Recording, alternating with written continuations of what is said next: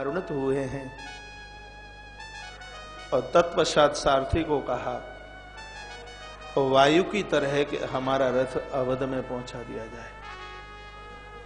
रथ आगे के लिए चलाए और भरतलाल जी मन में विचार कर रहे हैं, आज मैं कितना बड़भागी हूं, आज मैं कितना भाग्यशाली हूं। जब मैं अयोध्या में प्रवेश करूंगा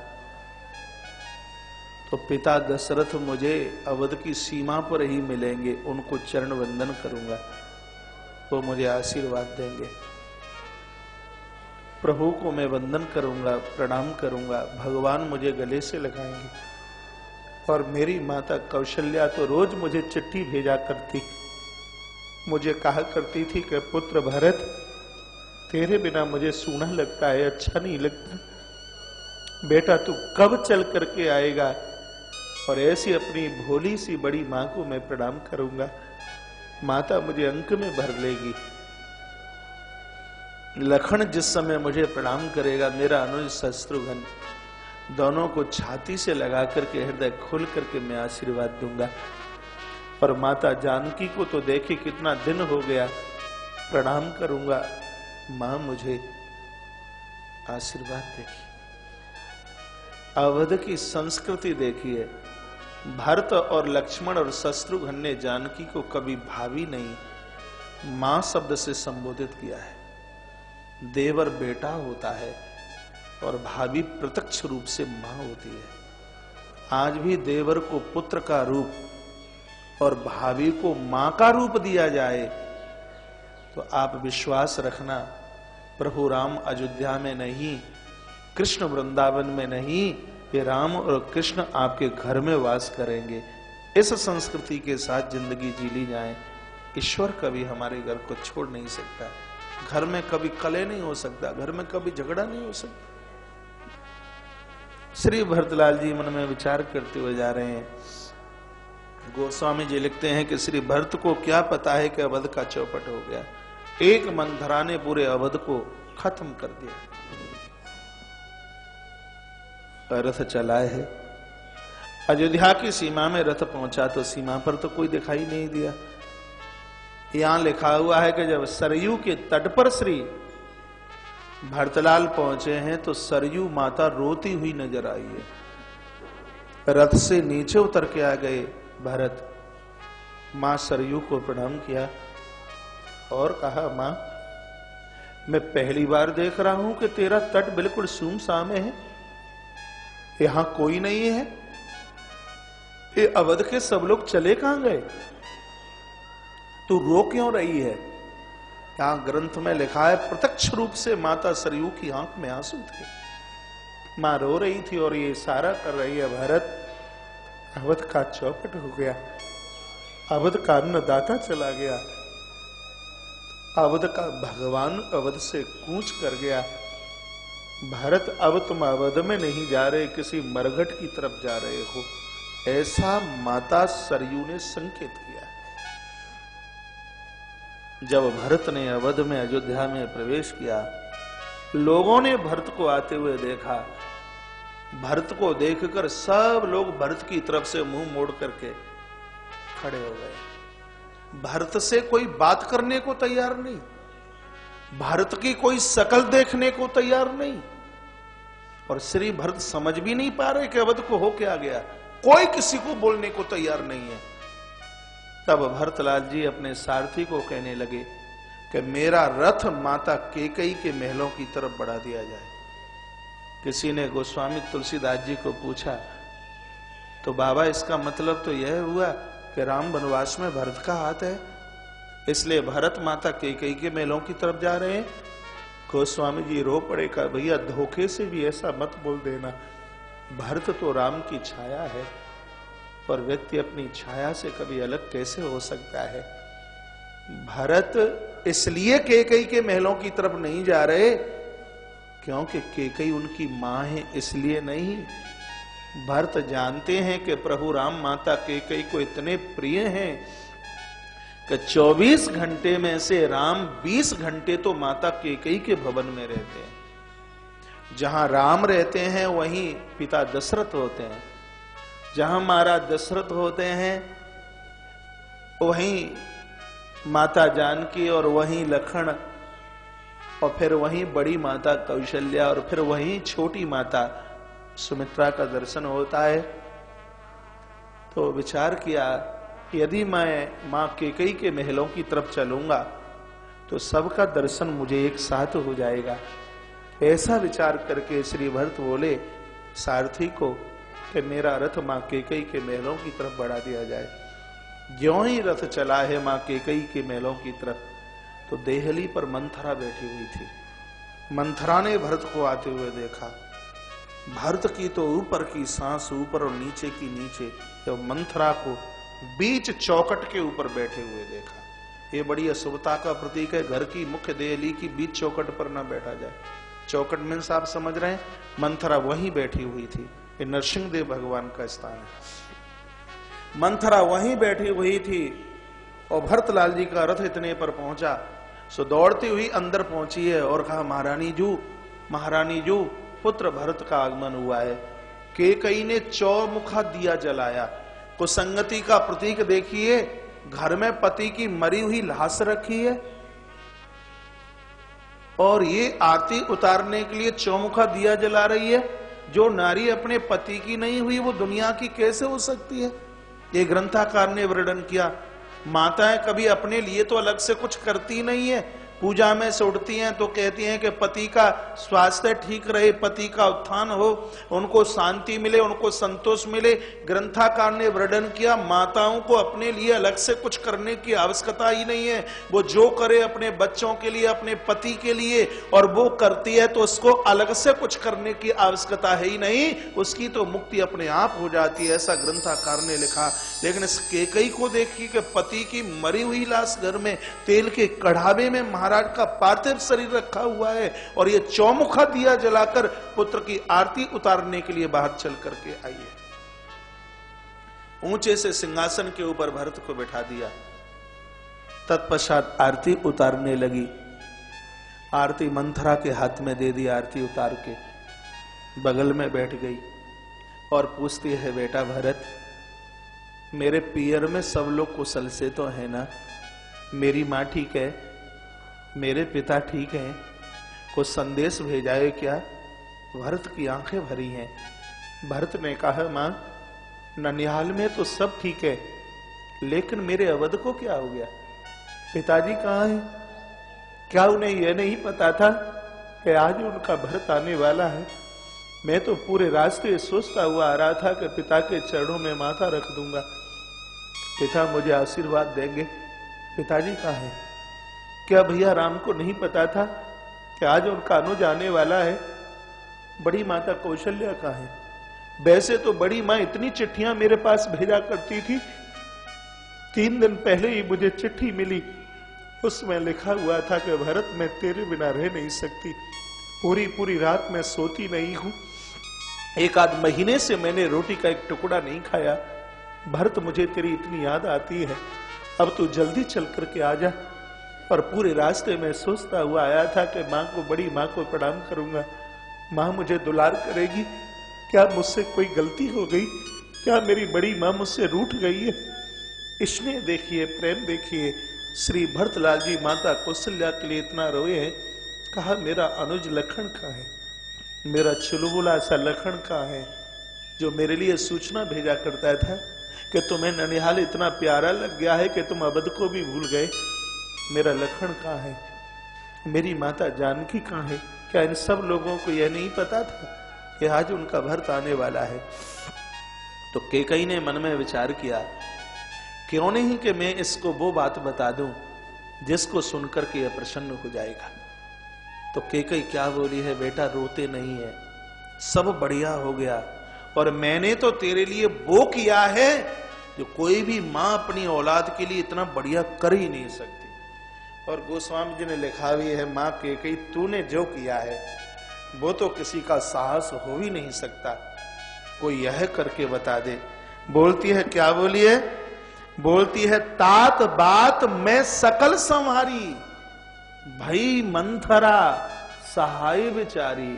जिसने पूरे अवध का चौपट कर दिया और उस मंथरा को बिचारी कहती है।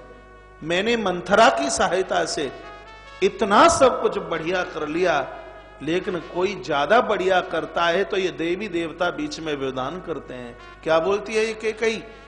कहा मैंने तो बहुत कुछ बढ़िया किया था, लेकिन कच्छुक काज विधि बीच बिगाड़ी। विधाता बीच में रूठ गया। काम तो इतना बढ़िया किया था मैंने, लेकिन ये विधाता बीच में ऐसा कुछ रूठा और इसने सब बनाया बनाया बिगाड़ दिया। कहा माता ऐसा कौन सा काम है जिससे मैं खुश होने वाला हूं, और मुझे आज तक खुद नहीं पता कि दुनिया में ऐसा कौन सा काम होता है जिससे मैं खुश हूं, और वो भी और मंथरा की सहायता से, मंथरा की सहायता से काम बना हो और जिससे भरत प्रसन्न हो। तो माता ये मुझे अटपटा लग रहा है। मंथरा अंधकार है, मंथरा अज्ञान है, और अज्ञान की सहायता से, अंधकार की सहायता से और वासना की सहायता से गोस्वामी जी लिखते हैं कि साधु का कोई काम बने, ये तो संभव नहीं होता। तो भरतलाल बार बार पूछने लगे, मां ऐसा वो कौन सा काम है जो मंथरा की सहायता से बना हो और जिसको सुनकर और मैं खुश हो जाऊं, और मुझे भी आश्चर्य सा लगता है, मुझे भी अचंभा सा लगता है। कैकेयी बोली काम तो बहुत बढ़िया बनाया था, लेकिन कछुक कार्य विधि बीच बिगाड़े हूं, भूपति सुरपुर पग उधारे हूं। क्या बताऊं कि महाराज दम तोड़कर दुनिया छोड़कर के ऊपर चले गए। जब इतना सुना है श्री भरत जी महाराज ने, तो जैसे हवा के झंकोरे के द्वारा कोई पत्थर की प्रतिमा टूटकर धरती पर गिर पड़ी हो, उसी प्रकार से आज ऊंचे सिंहासन पर बैठे हुए श्री भरतलाल जी धड़ाम से धरती पर गिरे हैं। हाथ पीटने लगे, छाती पीटने लगे, मस्तिष्क पटकने लगे, और जिह्वा से एक ही बात निकली है, तात हा तात हा तात हा तात शब्द का उच्चारण जिह्वा से बार बार हुआ है। तात तात तात तात शब्द का तात तात कह करके रोए हैं। पिताजी मुझसे ऐसी कौन सी गलती हुई, आप मुझे बीच में छोड़ करके चले गए। पिताजी मुझे तो जो भी कुछ मिला था वो सब आपकी मेहरबानी, आपकी कृपा से, कि आपको नहीं पता था कि भरत आपके बिना रह नहीं सकता। पिताजी कम से कम मेरा हाथ तो भैया राम के हाथ में सौंप करके जाते। लगा कैकेयी को कि कहीं भरत अपनी दम ना तोड़ दे, तो क्यों नहीं मैं इसको वो बात सुना दूं, राम वनवास और इसके लिए गद्दी वाली बात, तो शायद ये खुश हो जाएगा, प्रसन्न हो जाएगा। लेकिन भरत तो ये कोई साधारण भाई नहीं। कैकेयी कहती है, पुत्र भरत पिता को तो जाना ही था, आज नहीं तो 25 साल बाद उन्हें तो जाना ही था। तू काय के लिए चिंता करता है? मैंने तेरे लिए वो निष्कंटक राज्य मांगा है? तलवे का कांटा भी ना अब चुभे पांव में। तलवे का कांटा कौन सोखता है तेरे लिए राम? तो तू चिंता क्यों करता है? तेरे लिए अवध की गद्दी और राम के लिए 14 वर्ष का वनवास।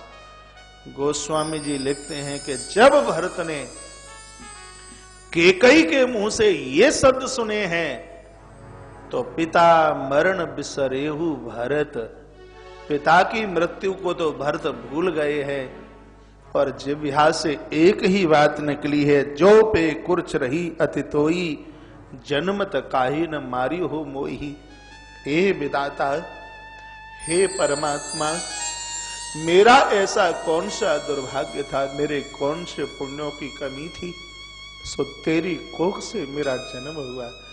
जिस समय मेरा जन्म हुआ उसी समय तूने मेरी गर्दन को क्यों नहीं दबा दिया?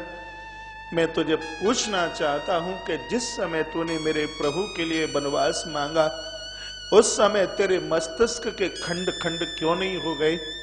उस समय तेरी जिह्वा में कीड़े क्यों नहीं पड़ गए? उस समय तेरी जीभ कट कर के नीचे क्यों नहीं गिर गई?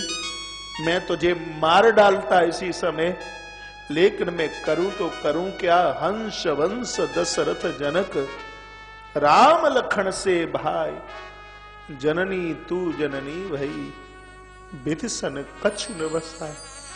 यदि महाराज दशरथ जैसे मेरे पिता नहीं होते तो मैं तुझे जिंदा नहीं छोड़ता। लोग ये कहेंगे कि उस दशरथ के घर में एक ऐसा बालक आकर के जन्मा जिसने अपनी मां की हत्या कर दी। पिता की भी मैं बात भूल जाऊं तो राम लखन से भाई, मेरे भैया राम और लक्ष्मण अयोध्या की गलियों में से निकलेंगे तो लोग ये कहेंगे, देखो ये वही राम है जिसके छोटे भाई भरत ने अपनी मां की हत्या कर दी। मेरे भाई को नीचा देखना पड़ेगा। यदि राम जैसा मेरा भाई नहीं होता तो मैं तुझे जिंदा नहीं छोड़ता, मैं तुझे मार डालता। सामने से मंथरा कुछ बोलने के लिए सामने आई तो शत्रुघ्न जी महाराज ने उसकी पीठ के ऊपर लात का प्रहार किया।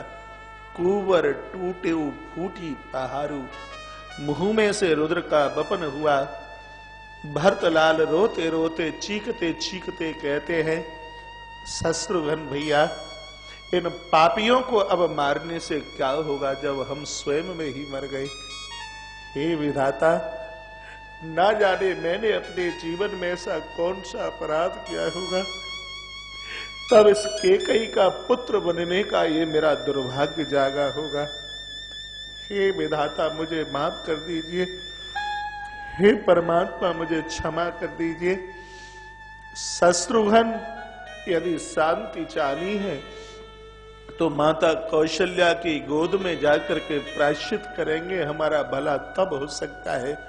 इन पापियों का मुंह देखने से क्या होगा। शत्रुघ्न और श्री भरतलाल दोनों माता कौशल्या के भवन की तरफ चले हैं। हिम्मत नहीं पड़ती पाम आगे रखने के लिए। मैं इतना बड़ा अपराधी हूं, यदि कहीं माता कौशल्या ने मुझे पूछ लिया, भरत क्या तुम वही भरत हो जिसको जन्म केकई ने दिया है, जिसने मेरे बेटा और बहू को घर से बाहर कर दिया। यदि बड़ी माता ने मुझे ऐसा पूछ लिया तो मैं क्या जवाब दूंगा।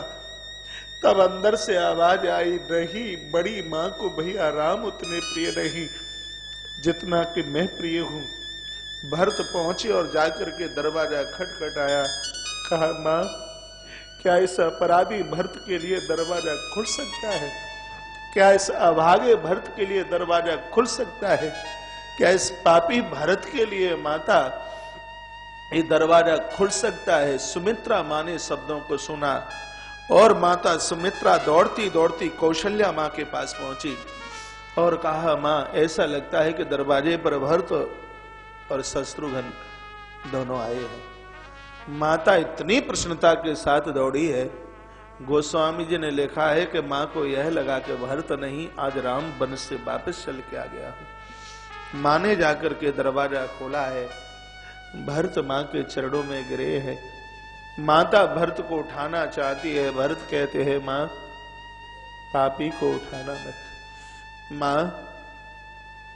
मां माता ने भरत को उठाया और अंक से लगाया है। कहा, पुत्र बेटा दुख नहीं करते, पुत्र रोते नहीं। जो हुआ वो मेरे अपराधों की वजह से, वो मेरे पापों की वजह से हुआ। भरत ने कहा, मां एक बार मुझे पिता का दर्शन करा दे, मेरे पिता कहाँ है? जब पिता का नाम लिया है तो माता कौशल्या तो छाती पकड़ करके महाराज रोई है। तेल के कड़ावे में महाराज का पार्थिव शरीर रखा हुआ था। मैया उंगली पकड़ करके लेकर के गई है। भरतलाल धड़ाम से उस मृत शरीर के ऊपर गिरे हैं, बाजू हिलाने लगे और कहने लगे, मां एक बार पिताजी को बोल तो दे, मुझसे बात करें। मेरा हाथ भैया राम के हाथ में तो पकड़ा दें। तब मां गिर पड़ी और मां ने कहा, पुत्र ये पिता अब कभी तुमसे बात नहीं करेंगे। मैया ने भरत को खड़ा किया और भरत ने मां को 5-7 बातें ऐसी कही हैं। भरत ने मां को कहा, मां जिस समय में अवध में मैंने प्रवेश किया तो उस समय तो मुझे पता नहीं था कि प्रभु का वन अपनी आंखों को बंद कर लिया।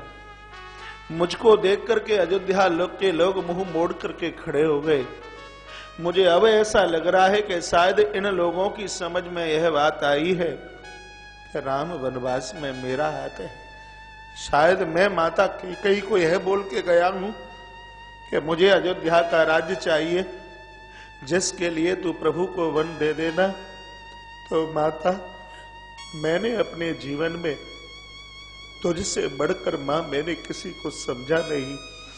यदि भैया राम के वनवास में किंचित मात्र भी मेरा हाथ हो तो मां मैं सौगंध खा करके कहता हूं, जो अघमात पिता सुत मारे, माता पिता की हत्या करने पर जो पाप मिलता है वो पाप मुझे मिले यदि राम वनवास में मेरा हाथ हो। बच्चों को मारने में जो पाप लगता है वो पाप मुझे लगे यदि प्रभु के वनवास में मेरा हाथ हो। माता गौशालाओं को जलाने पर जो पाप लगता है वो पाप मुझे लगे। परमात्मा के वनवास में यदि किंचित मात्र भी मेरा हाथ हो। माता, स्मीत महीपत माहिर दीने, किसी व्यक्ति को जहर देने पर जो पाप लगता है वो पाप मुझे लगे यदि किंचित मात्र भी यदि इसमें मेरा कोई हाथ हो। और माता, मैं सौगंध खा करके कहता हूं, ते पातक मुंह हो विधाता, जो ये होए मोर मत माता। माता, प्रभु वनवास में यदि किंचित मात्र भी यदि मेरा हाथ हो तो दुनिया में जो बड़े से बड़ा दंड है वो मुझे मिले। मां, यदि प्रभु वनवास में किंचित मात्र भी यदि मेरा हाथ हो। आज माता कौशल्या अपने भवन के सामने खड़ी हो गई। सामने से गुरुदेव वशिष्ठ आ रहे थे। मां कौशल्या रो पड़ी और कहा, हे अयोध्या के नर नारियों, मैं ये दोनों भुजाएं ऊपर उठा करके कहती हूं, यदि किसी ने स्वप्न में भी ये कह दिया कि राम वनवास में भरत का हाथ है तो देह के अंदर जितने रोम हैं उतने वर्षों तक उस व्यक्ति को नरक की यातना का भुगतान करना पड़ेगा। भरत जैसा भक्त राम का ना तो इससे पहले कभी हुआ और ये मैं कहती हूं ना इससे आगे होने वाला है। भरत जैसा भक्त राम का अब द्वारा से होने वाला नहीं। मां ने बड़ा रुदन किया है। माता बहुत रो। गुरुदेव वशिष्ठ आए हैं।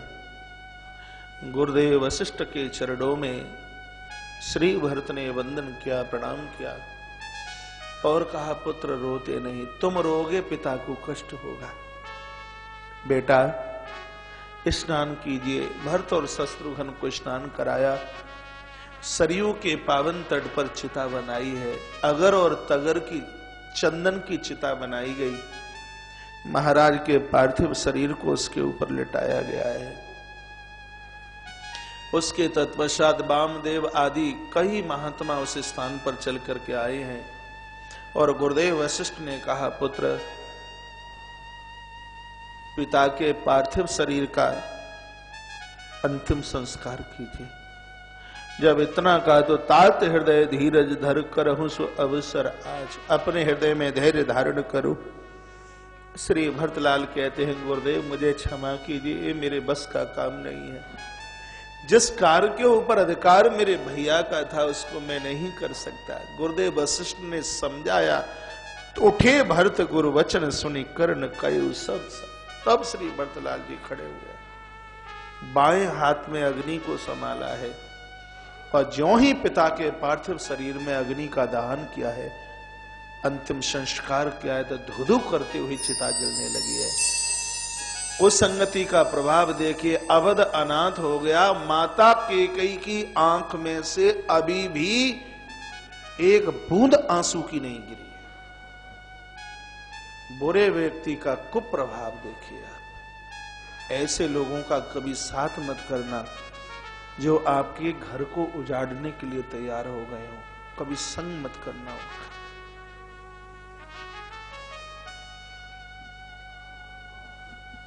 देवता लोग आकाश में उतर के आ गए। देवताओं ने कहा, भैया भरत हमें माफ करना है, हमें क्षमा करना है, सब हमारी वजह से हो। धुधु करते हुई चिता जल गई। सब लोगों ने मां सरयू में स्नान किया। उसके तत्पश्चात, इस अंतिम संस्कार के तत्पश्चात गुरुदेव वशिष्ठ ने एक मीटिंग इकट्ठी की है, सब लोगों को इकट्ठा किया। लिखा है भरत वशिष्ठ निकट बैठा रे।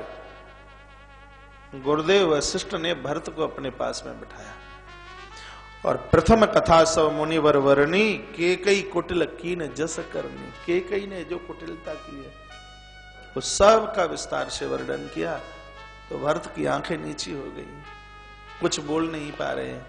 तब लगा गुरुदेव वशिष्ठ को कि भरत मलिन हैं, तो प्रसंग बदल दिया महाराज। सजल नैन पुलकेहु मुनि राऊ, आंखें भर आई हैं महाराज। भरत बहुत रोए हैं, बहुत रोए हैं। जब भरत रोए तो गुरुदेव वशिष्ठ ने पन्ना ही बदल दिया है, प्रसंग बदल दिया। केकई की कथा छोड़ दी और क्या कहा, अरे भरत सुनो भरत भावी प्रबल बिलख कहेहु मुनिनाथ। हान लाभ जीवन मरण जस अपजस वेदेहात। रामचरितमानस अयोध्या कांड दोहा नंबर 171, इसके ऊपर टिक मार्का लगा लीजिए। गुरुदेव वशिष्ठ रोए नहीं, बिलखे हैं। और ये कहते हुए कि 6 चीजें परमात्मा के हाथ में, इंसान के हाथ में नहीं है। ये 6 चीज ईश्वर के हाथ में। इसलिए घर में कभी झगड़ा मत करना, क्रोध मत करना, कलह मत करना। ये 6 चीजें भगवान ने अपनी मुट्ठी में रखी हैं। ये अधिकार नहीं दिया किसी को। क्या क्या है, हानि और लाभ, जिंदगी और मौत, यश और अपयश। और प्रभु के आने से रामायण में 6 घटना घटी हैं। भगवान के आने से हानि हुई अयोध्या के लोगों को। क्या हानि हुई, 14 साल तक किसी का विवाह नहीं हुआ अयोध्या में। 14 साल तक, जब तक वनवास का समय पूरा नहीं हुआ तब तक बैंड बाजे नगाड़े नहीं बजे अयोध्या में। 14 वर्ष तक अयोध्या में किसी भी बेटा और बेटी का जन्म नहीं हुआ। अयोध्या में कोई शुभ काम नहीं हुआ जब तक वो 14 साल पूरे नहीं हो गए। अयोध्या के लोगों को बहुत हानि हुई, वन के लोगों को लाभ मिला। ठीक है, हानि अयोध्या के लोगों को, लाभ वनवासियों को, जीवन किसको मिला, माता अहिल्या को। राम की वजह से जीवन किसको मिला, वो तो पत्थर की शिला थी, राम के स्पर्श से उन्हें गौतम ऋषि की पत्नी बन गई। तो जीवन किसको मिला, अहिल्या को। हानि लाभ जीवन, मरण किसका हुआ राम की वजह से, महाराज दशरथ का। जीवन मरण। यश किसको मिला, हनुमान और भरत को। राम जी के आने से यश किसको मिला, हनुमान और भरत को। अपयश किसको मिला, माता केकई को। तो ये 6 चीजें तो भगवान के हाथ में है। ये डिपार्टमेंट भगवान ने किसी को नहीं दिया, ये तो प्रभु ने अपनी मुट्ठी में रखा है। लाभ मिला है तो अपनी छाती मत ठोकना कि हमने इतनी मेहनत की है। आपसे ज्यादा मेहनत तो रिक्शे वाला कर लेता है। 30 रुपया कमाना बड़ा मुश्किल होता है दिन में। आपको ज्यादा मिला है, भगवान का धन्यवाद कीजिए। घाटा भी हो गया है तो किसी के ऊपर आंखें मत निकालिए। कभी चौपट हो जाता है बिजनेस का, कभी घर में घाटा हो जाता है। नया नया विवाह हुआ हो बेटे का तो बहू के आड़े हाथों बहू को ले लेते हैं। जब से तेरे पाम हमारे घर में पड़े तब से हमारे घर का चौपट हो गया है, बहुओं को परेशान करते हैं। तो यहां गोस्वामी जी कहते हैं घाटा मुनाफा परमात्मा के हाथ है। जिंदगी और मौत, यश और अपयश, ये 6 चीजें भगवान के हाथ हैं। सुनो भरत भावी प्रबल बेलख कहिउ मुनिनाथ। मेरी तरफ देखिए, हानि लाभ जीवन मरण जस अपजस विदेहात। और भरत, तुम्हारे पिता की मृत्यु सोचनीय नहीं, तुम्हारे पिता की मृत्यु तो शोभनीय है। सोचना तो उसकी मृत्यु पर। ये 5 चौपाइयां इतनी गजब की हैं, पूरा रामायण भरा है इनमें। इन लोगों की मौत के ऊपर सोचना चाहिए कि इनका जन्म क्यों हुआ। नहीं होता तो ज्यादा ठीक था। ब्राह्मण से आरंभ किया। सोचिए विप्र जो वेद विहीना, सोचिए विप्र जो वेद विहीना, तज निज धर्म विसल लीना। सोचिए विप्र जो वेद विहीना, तज निज धर्म विसल लीना। ऐसा ब्राह्मण मरता है कैसा?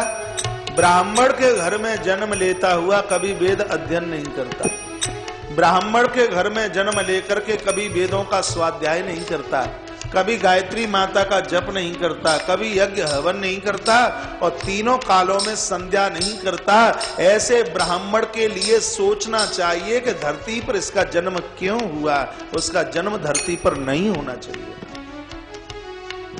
उसके तत्पश्चात क्षत्रिय को कहा, क्षत्रियों को कहा, क्या कह दिया कि सोचिए पति जो नीति न जाना, सोचिए पति जो नीति न जाना, दीन प्रजा प्रिय प्राण समाना।